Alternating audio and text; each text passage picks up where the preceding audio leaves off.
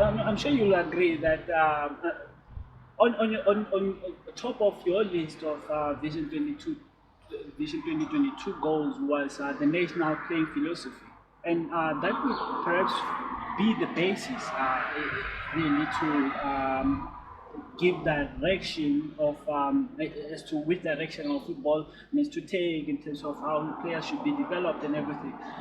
In terms, just particularly in terms of the national playing philosophy, how far are we? No, you see, one of the things that is happening in this country is always you build a national team with foreign coaches. Yeah. For the first time in our history, Yes. every single coach of every single national team are South Africans. Yeah. You know, when I went to Cuba, I asked the Cubans why you don't appoint foreigners to coach any of your Cuban national teams. Yeah. They said, look, when the team line up before the start of the match, they sing the national anthem. And when they stand there, the players, some become very emotional.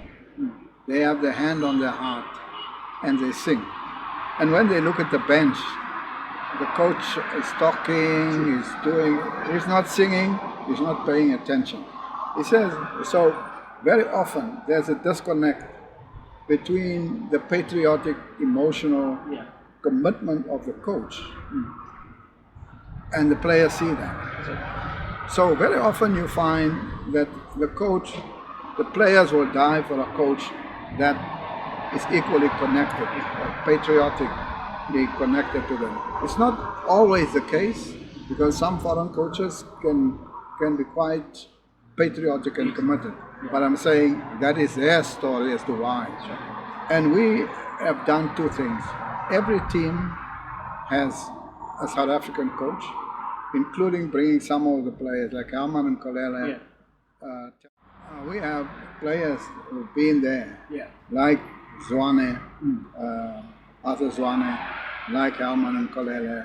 We had Mark Fish with the team, and other players. And bringing them into is, the team. That is commendable. The way that you seem to be then valuing local talent. Then I was just coming to that point. And just on the women's side as well. Yeah, on the women's side. On the women's side, we have all of our women national team have South African women coaches, and many of them were former Banyana players. Desiree Ellis was the captain of. Are you now admitting or agreeing that one of the things that delayed the progress of local football has been the focus on foreign coaches? No, I wouldn't say that. Look, some of the foreign coaches that we had brought value. However, we wanted who will give a South African coach a chance if we as SAFA are not giving our coaches. You take any coach in the world. Where did Mourinho start? In Portugal. He won with Porto, and from there he became an international coach. So no South African coach can become a major international coach without first being a South African coach. And if South African Football Association does not give that opportunity, we will never have a Mourinho or Arsene Wenger or any of these coaches. But obviously, I would assume that that was not the only motivation that you had in terms of appointing local coaches, that to give them a break. You also look at the fact that they are local coaches. They understand the dynamics of local football better than foreign coaches. So hence I'm saying that some of, not all the blame should be put on the foreign coaches that coach Bafana Bafana and local clubs. But to a certain extent, local football was held back by continued reliance on foreign coaches and their ideologies, having to come here and first trying to understand what South African football is all about, especially in a country without a national playing philosophy. Yeah, no, you see, no, we don't blame foreign coaches. Yeah. A lot of the reason for not achieving in the past is not the result only of foreign coaches. It's So I want to make that clear. But you see, there's a question of culture that you raise. There's a question of language. You know, many of our players, even English is not the first language. And so if a player feels more comfortable in his home language, then somebody on the technical team must be able to engage that player in his or her home language. So these are important issues in order to bring harmony in the camp and unity amongst the players. That every player must have a space and feel welcome in the team, regardless of language, culture, whatever the matter may be. And we see that. We see commitment of the players to the coach. And of course, South Africans have been very critical when we appointed Molefe Ntseki, for example. Because South Africans has a habit that if we don't know the players in any team, if we play Malawi, and they don't know the players in Malawi, therefore we should beat Malawi. If we don't know the coach, therefore the coach can't be good. What was the motivation behind the appointment of Molefe Ntseki? No, you see, there is a pathway for in any environment where you work.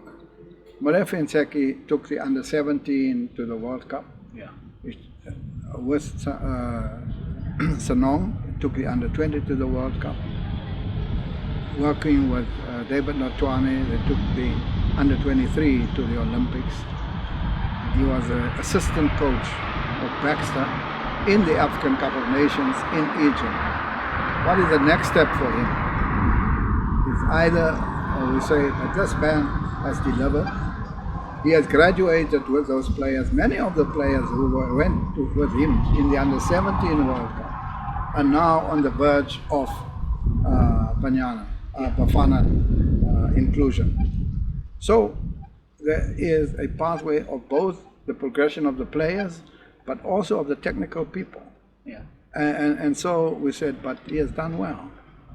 If we don't give him the chance at the level of Bafana, where will he get the experience? And he has experience as an assistant to Baxter in Bafana. Are we going to, going forward, are we going to see more local coaches being given a chance in terms of leading the national team? Yes, I would think so, because you must know we have increased the training of coaches. We have the highest number of coaches that we produce. Just look around. Look at the clubs now. Virtually every club in the past used to have a foreign coach. Now, almost majority of the clubs has got local coaches. Both in NFD and in Motsepa, of course, 100%, NFD, almost 100% South African coaches. The other thing is, these are young South African coaches. Look at Amavarala Magwigwi. He was a former, he came from the junior ranks as a player. He became a coach, got his qualifications, and took his team into the last 16 of the Nedbank. And you look around, many of the young coaches who are doing well in their clubs. And so there must be a pathway for them into the national. But talking about the coaches that have come through your ranks and your courses, in terms of your coach education and everything, looking at, you've produced thousands of coaches. And looking at the fact that some of the most successful coaches in the PSL continue to be foreign coaches. Right now, when you look at the PSL, the team at the top of the table is Kaiser Chiefs, coached by a German. And of course, I mean, all credit to Ikutu Musimani for the work that he's doing. But you still have, I'm talking just in terms of percentages of the coaches that come through the SAFA structures. And you look at the coaches that are becoming successful. Would you then say that your coach education is producing quality coaches that can actually compete at the highest level? Yes, absolutely. There is Owen the Gama. There is Eric Tinkler. Yeah. And there are many others. There was Benny McCarthy. They were local coaches. There's Steve Compella. That's what I'm saying.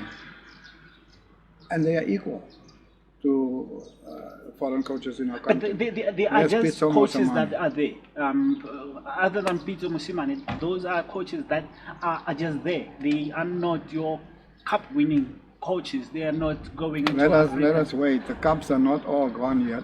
Yeah. Let's make that determination at the end. Look what happened with Chiefs against Eric Tinkler. Yeah. Straight Middendorf against Tinkler.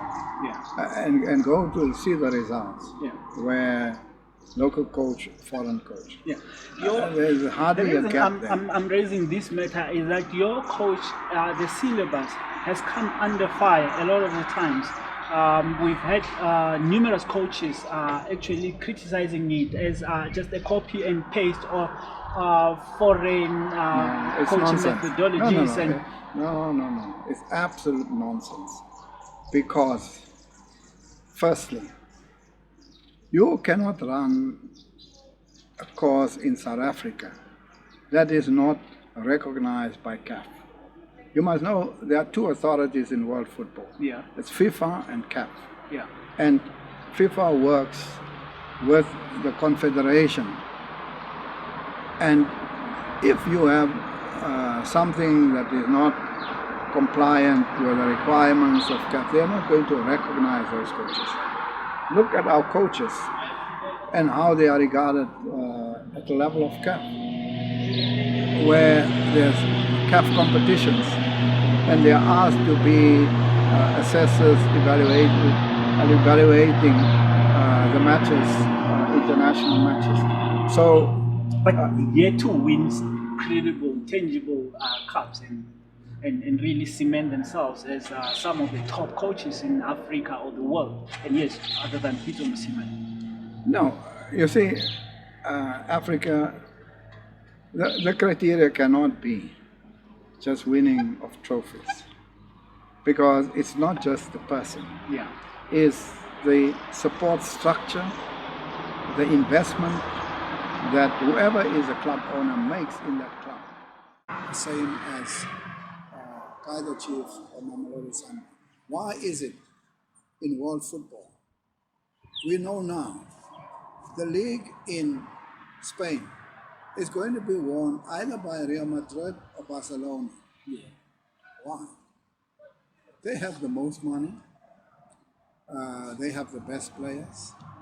You see, in Europe, there are 20 super or global clubs. And those clubs are the clubs that are going to win trophies. Liverpool, Man United, Bayern Munich, Arsenal, and so on and so on. Real Madrid and Barcelona. Now, because each one of those clubs generate more money than all the money on the African continent. Who compiled the syllabus of the coach education? No, it's sent to FIFA, to CAF, and CAF approves it. But who compiles it? They work. There is a technical director at FIFA, and they work with the education, coach education. Is it specific to South African? No, football is universal. In all aspects. In all, you know. You can well, the rules of the game are universal and stuff like that. But the playing, the philosophy is very specific.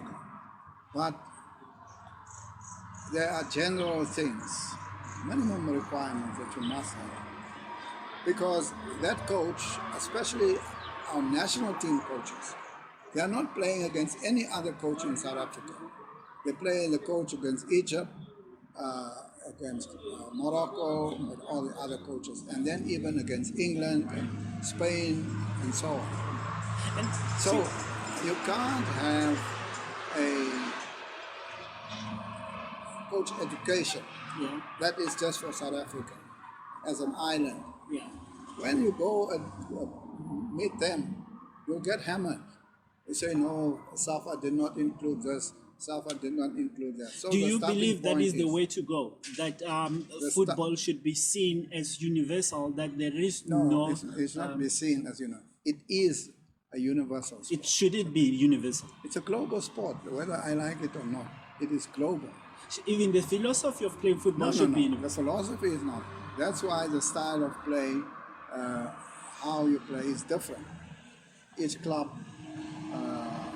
it plays a different style, and some are more successful than others. So, no, it would be boring if each country plays long balls and crosses, long balls and crosses. It depends on your players. If you have a skillful player like Messi. Now, who defined that national playing philosophy that is included in Vision 22? Who defined what the philosophy should be? We had a technical workshop there in Santa. Yes. Of coaches. Yeah. They were all there. Every single coach in this country. Did you have foreigners in that? And what was their input? No, that's what I'm saying. You see, let me tell you, for example, the last World Cup was in 2018 in Russia. At the end of that World Cup, there is a panel of the best coaches in the world, the Wengers, Carlos Pereira, Carlos Queiroz, and so on.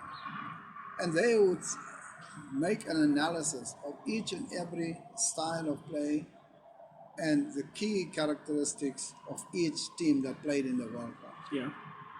And those reports that they're given to our people here and to other coaches.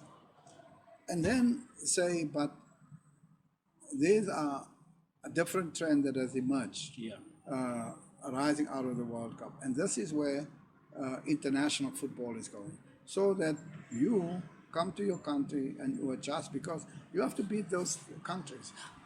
And therefore, it's not a script like you write, like the Bible. The Bible has been written.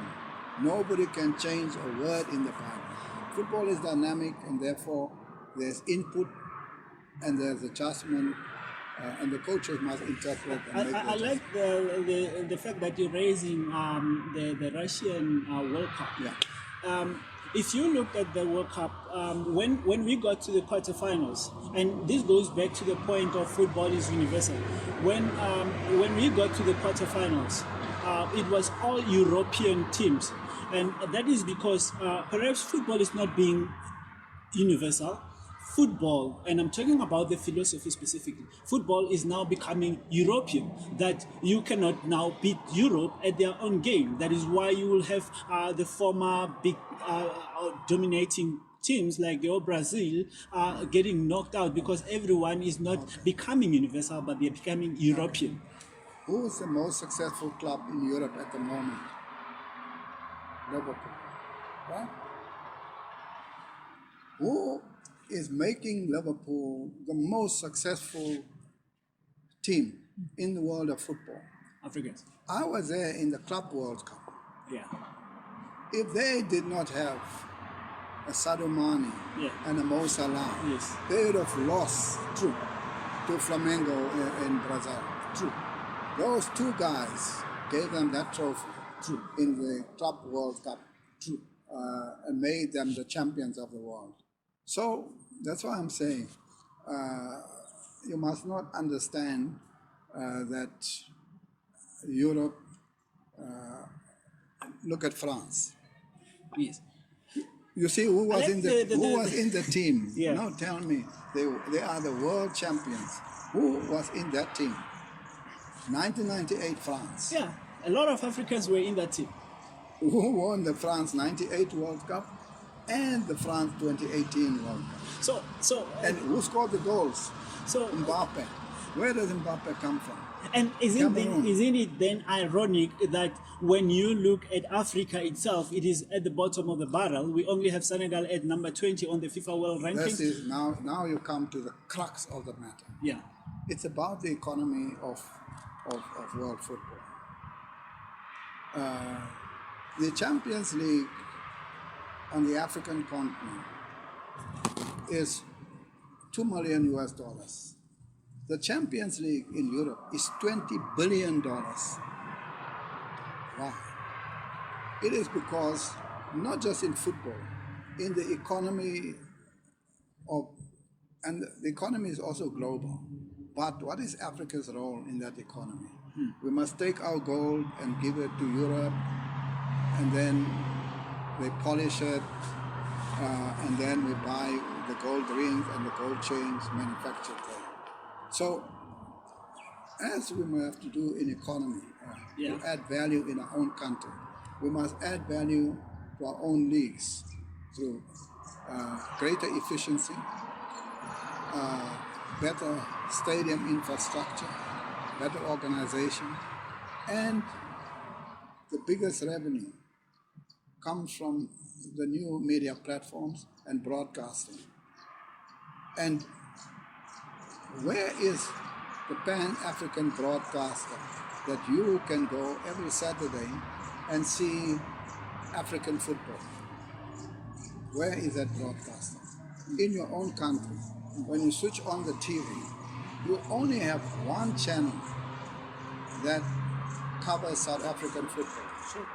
And 11 other channels covers the Spanish League, the European League, and so on and so on and so on. Now, what does it mean? It means that money earned from people who pay licenses and pay fees here is paid to European teams and clubs and leagues to feed you European football. How do we correct that? How do we correct the fact that we should not send raw material to Europe? Is to build a manufacturing capability here. Same here. We have to speak to broadcasters. That's why I say there's hardly, if I leave this country and I go to other African countries, I cannot see South African football. If I sit here, I cannot see the Egyptian League. Where is that broadcaster that says Africa's interest first? And if we can generate more money, then the Sadio Mane and the Mo Salah they don't have to go to play in Europe to get a salary because we have the money. Because we don't have the money, once they get an offer from Europe, they are gone. So the universality that you're talking about is actually the Europeanization of football, in a nutshell.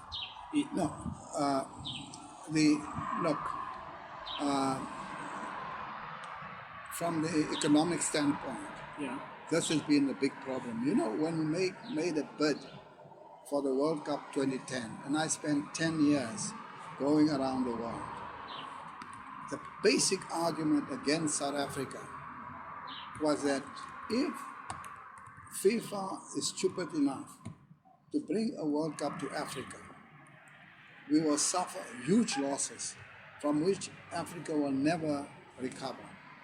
Now, the World Cup in 2010 was after the World Cup in 2006 in Germany. So the argument was strengthened that FIFA collected $3.8 billion US from Germany. Therefore, they must make sure they put money in reserve to cover for the losses in South Africa. What was the end result? FIFA generated $4.5 billion from the World Cup in Africa and in South Africa, higher than Germany. So the point is, how do we make sure that we can maximize the opportunities in this global football economy? And there are possibilities in the new media space where what are the biggest companies in the world of football and coming to sponsor? Microsoft, Amazon, Apple. All of these companies are coming to enter sport. The other one is the betting companies. But we on the African continent must be organized to capture the moment and help to generate greater revenue for football on the continent. But of course, on the downside is, in many African countries, the stadium infrastructure and other infrastructure simply is not there to host the kind of league that will generate billions. Now, if former powerhouses like Brazil are suffering at all these issues that you have raised, and they are falling behind. The number one team right now is Belgium, a European team, which was not the case in the past. If powerhouses like Brazil are suffering from such, where does that leave the future of African football? Do we have a future in this, or we're just going to be the whipping boys? You see, they can have whatever money they have. One of the things that they don't have the quality and the skill of an African player. Don't. You know, when we spoke to the Germans, they said, look, when Germany dropped out in 2004, Germany dropped out in the Euro finals in Portugal. And when they came back, they dropped out first round in Portugal 2004 Euro finals. They said they realized that the German football approach of precision and passing and all of those doesn't work. We need skillful players who can beat one and to create space for others. And they said, we realized we have to find them. So they found Özil. Yes, true. And they look, and then you see the players who came into the German team, very, very skillful. Sure. Now, which is something that comes natural to African players. You are born in Africa, you are born with those things. Yes. Now, but not appreciated. But not structured very often. Yeah. Not structured and not organized. And this is where coaching comes in. You must take that talent to say, at the end of the day, you can entertain the people because you jump on the ball, roll the ball on your head and all of those things. But we must win the match. Yeah. It's no use. You can do all those things with the ball. You can't get the ball in the net. So it's where the discipline, the organization, and the structure comes in through coaching.